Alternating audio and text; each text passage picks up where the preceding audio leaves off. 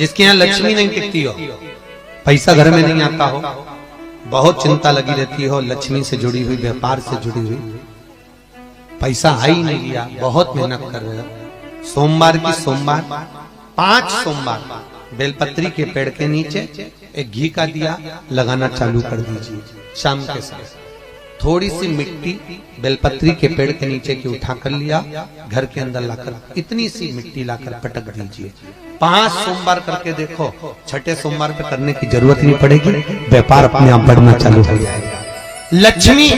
शाम के समय पर प्रतिदिन बेलपत्र के पेड़ के नीचे बुआरी लगाना जाए। श्री शिवाय नमस्तुभ्यं। आराधना में तुम लीन हो। महाराज दुनिया के लोग नहीं समझते कि शंकर पर जल चढ़ाने का क्या लाभ है। शिव महापुराण कहती है, अगर एक दिन शिव महापुराण की कथा कहती है सोमवार के दिन भगवान शंकर को अगर जल चढ़ाया जाता है तो घर में तेज लक्ष्मी प्राप्त होती है। क्या मिलती है? तेज लक्ष्मी। कर बैठी थी, उनके नेत्र से अश्रु गिरा, उससे बेलपत्र उत्पन्न। काय का वृक्ष उत्पन्न हुआ? बेलपत्र। पूरी दुनिया में केवल एक बेलपत्र का वृक्ष कैसा होता है जिस वृक्ष के नीचे माता लक्ष्मी शाम के समय पर बुआरी लगाने के लिए जाती है, झाड़ू लगाने। बेलपत्री के पेड़ पर बेलपत्र का वृक्ष, जिसके यहाँ लक्ष्मी नहीं टिकती हो, पैसा घर में नहीं आता हो, बहुत चिंता लगी रहती हो, लक्ष्मी से जुड़ी हुई, व्यापार से जुड़ी हुई, पैसा आ ही नहीं लिया, बहुत मेहनत कर रहे हो। सोमवार की सोमवार 5 सोमवार बेलपत्री के पेड़ के नीचे एक घी का दिया लगाना चालू कर दीजिए। शाम के समय थोड़ी सी मिट्टी बेलपत्री के पेड़ के नीचे की उठा कर लिया, घर के अंदर लाकर इतनी सी मिट्टी लाकर पटक दीजिए। 5 सोमवार करके देखो, छठे सोमवार पे करने की जरूरत नहीं पड़ेगी, व्यापार अपने आप बढ़ना चालू हो जाएगा। लक्ष्मी शाम के समय पर प्रतिदिन बेलपत्र के पेड़ के नीचे बुआरी लगाना जाए। शंकर भगवान की प्रियता बेलपत्र। पहले भी कथा में कहा, फिर कहते हैं, जिस व्यक्ति के जीवन में धन, संपदा, वैभव, सत्ता, लक्ष्मी की थोड़ी भी कमी दिखती हो, उसको बेलपत्री के वृक्ष का पूजन चालू कर देना चाहिए। जाओ सोमवार के दिन बेलपत्र वृक्ष के नीचे जल चढ़ाकर, जल का सिंचन कर कर, उसी बेलपत्र के नीचे शाम के समय पर संध्या काल में, प्रदोष काल में भगवान देवाधिदेव महादेव गौरी शंकर का स्मरण करो। बेलपत्र की जड़ की ओर, बेलपत्र की तना की ओर, बेलपत्र के वृक्ष की ओर तुम्हारा मुख हो। कोई आसन नहीं, कोई आसन नहीं, केवल बेलपत्र के वृक्ष की ओर तुम्हारा मुख हो। जहां बेलपत्री का वृक्ष है उसके नीचे बैठकर,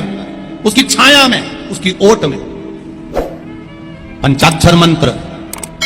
नमः शिवाय, या फिर षडाक्षर मंत्र ओम नमः शिवाय, या फिर श्री शिवाय नमस्तुभ्यम का स्मरण कर कर अपने हृदय की बात गौरी शंकर से, महादेव से कहे। शिव महापुराण की कथा कहती है, 7 दिनों में एक दिन सोमवार का ऐसा होता है जिस दिन 33 कोटि देवी देवता बेलपत्री के वृक्ष के नीचे बैठकर भगवान शंकर और पार्वती का स्मरण करते हैं और शिव पार्वती उनकी झोलियां खुशियों से भरते हैं। देवता भी जिनका भजन कर रहे हैं वो बेलपत्री के वृक्ष के नीचे। लक्ष्मी, मां लक्ष्मी भी बेलपत्र के वृक्ष के नीचे निरंतर विराजमान होती है। और आप लोगों से एक निवेदन और करना चाहेंगे, ये मनुष्य का शरीर जब तक रहे, ये मानव की देह जब तक रहे, जिंदगी में एक बेलपत्री का वृक्ष अपने रहते रहते कहीं पर भी लगाना, उसको बड़ा करना, उसको बड़ा कर कर जैसे अपने बच्चे को बड़ा करते हो ऐसे लगाकर बड़ा कर कर महादेव से कहना कि मैंने अपनी जिंदगी में, मैं मर भी जाऊं, मेरे प्राण छूट भी जाएं, मेरे जाने के बाद मेरे घर के लोग एक लोटा जल चढ़ाएं ना चढ़ाएं, बेलपत्री चढ़ाएं ना चढ़ाएं, पर ये वृक्ष मैंने बेलपत्री का लगा दिया, अगर मैं मर भी गई तो मेरे मरने के बाद भी मेरे हाथ की बेलपत्र महादेव को चढ़ती रहेगी, महादेव को प्राप्त होती रहेगी। लगाओ, एक बेलपत्री के पौधे को छोटे से बड़ा करो, बड़े से बड़ा करो, बड़े से बड़ा करो, और बड़ा करने के बाद उसको कहीं तुम्हारी मर्जी पड़े जहां उस बेलपत्री के वृक्ष को लगाओ। अगर गलती हो गई, ये बहुत गलतियां हो गई, बहुत दुख पड़ गया, तकलीफ में आ गए, लग रहा है कि मुझसे बहुत गलतियां हुई है, बाबा मेरी नहीं सुन रहा, ये बेलपत्र का भाग की डंडी पीछे की ओर कर, जहां बैठकर बेलपत्र चढ़ा रहा, पत्ती का मुख अपनी और डंडी का मुख सामने। शिव की कुछ आराधना है, मेरे भोले बाबा की कुछ आराधना है। खाली ना जाता कोई, खाली ना जाता कोई, दर से तुम्हारे मैं भी खड़ी हूं। शिव के मंदिर के उस दीवार पर लिखा हुआ है 71 पीढ़ी तर जाती है मात्र एक शिव महापुराण की कथा श्रवण करने वाले, करवाने वाले की 71 पीढ़ी।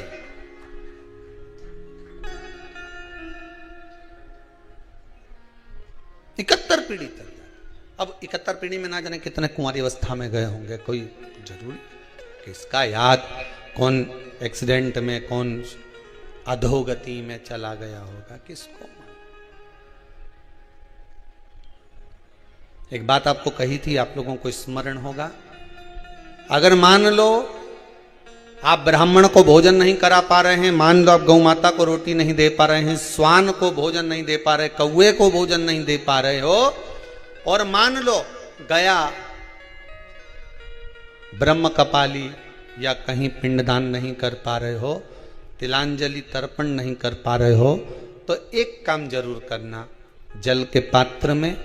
2 बूंद गंगा जल डालना, और वो गंगा जल शंकर को रोज 16 दिन तक चढ़ाइए, पितृदोष समाप्त हो जाए। जिस नारी के भाग्य में लिखा होता है कि इसको वैधव्य होना है, इसके पति को समाप्त होना है, अगर वो नारी अशोक सुंदरी वाली जगह पर जल चढ़ा देती है, तो पति पर अगर काल भी मंडरा रहा होता है, तो मां अशोक सुंदरी महाकाल से कहकर काल को चावल के 7 दाने जल के पात्र में डाल लीजिए, और मात्र 5 पुष्प सफेद जल के पात्र में डाल लीजिए। दुर्वा के 3 बट, एक लंबी सी, यहां तो अभी दुर्वा नहीं है, पर एक लंबी सी जो दुर्वा होती है, दुर्वा में 3 गांठ पड़े, लंबी डंडी होगी तो 3 गांठ अपने आप आ जाएगी, 3 बट वाली दुर्वा उस जल के अंदर डाल लीजिए, और शंकर के मंदिर में जाकर उस जल को समर्पित कर दीजिए। जल समर्पित करना है, ये वाला जो जल चढ़ाएंगे आप शंकर को, जैसे शिवलिंग सामने है और जल का पात्र अपने हाथ में है, तो उल्टा जल चढ़ाएंगे, ऐसे आपकी ओर मुख करा हुआ कलश भगवान शिवलिंग पर आप चढ़ाएंगे, उल्टा के बाद इस तरह से, ऐसे नहीं चढ़ाना, उसको इस तरह से चढ़ाना अपनी। मात्र 15 से 20 किसी नारी की जिंदगी जब इस तरह से जी रही होती है, शिव पुराण कहती है केवल एक चावल का दाना, एक अक्षत, एक बेलपत्र और एक पुष्प की, लाल पुष्प की पंखड़ी, जो सोमवार की अष्टमी के दिन मां मालिनी के नाम से, मां गौरा के नाम से, आदिशक्ति के नाम से, 3 नामों का स्मरण कर कर मालिनी, मां गौरा, आदिशक्ति का स्मरण कर कर जो अशोक सुंदरी वाली जगह पर समर्पित कर देती है नारी, उसकी जिंदगी से दुख समाप्त हो जाता है और वो खुशी की ओर प्रयास करना। जब जब जिस जिस महीने में जो जो प्रदोष पड़ा करे, जब प्रदोष पड़े, बन सके 1 बेलपत्र, बन सके 5 बेलपत्र, शमी पत्र, हरे मुंह, हरा मुंह, बेलपत्र, कलश के अंदर थोड़ा सा पानी लेकर 1 बेलपत्र, हरा मूंग, शमी पत्र डालकर और उसमें थोड़ा सा गुड़ डालकर भगवान शिव का स्मरण कर कर प्रदोष काल में, मान लो कोई काम आपका बहुत जरूरी है, बहुत दिनों से आप थक गए हैं, नहीं हो रहा, कर्जा बढ़ रहा है, धन नहीं आ रहा, व्यापार नहीं चढ़ रहा, या कोई समस्या बहुत प्रबल है, कोई एग्जाम में बैठ रहे हो, नहीं हो रहा, परीक्षा भी दे दी है, रिजल्ट आने ही वाला है, तो भी प्रदोष काल में, प्रदोष के समय वो जल, मूंग, शमी पत्र और बेलपत्र और गुड़ का